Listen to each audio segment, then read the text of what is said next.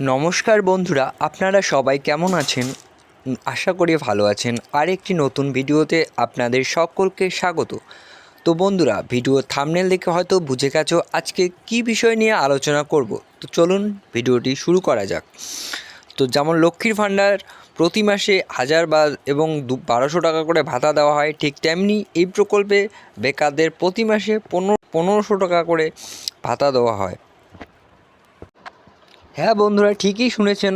মাধ্যমিক পাশ করা থাকলে পশ্চিমবঙ্গের সমস্ত বেকার যুবতীরা পাবেন যুবশ্রীর 1500 টাকা। তো আসুন কীভাবে আবেদন করবেন তো একবার দেখে নেওয়া যাক।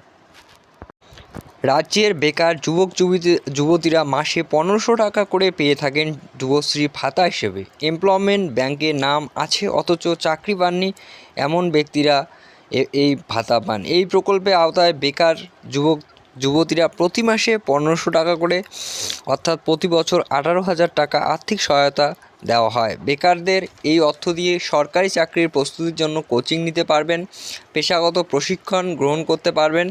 এক কথায় স্বনির্ভর হওয়ার প্রথম যে পদক্ষেপ সেটা নিতে পারেন। এছাড়াও নিজের কিছুটা খরচ এই টাকা থেকে বেরিয়ে যায়। তো এবার দেখে নেব কিভাবে আবেদন করবেন। পশ্চিমবঙ্গের স্থায়ী বেকার যুবতীরা 18 বছরের ঊর্ধ্বে মাসিক 1500 টাকা করে পাবেন এই প্রকল্পে।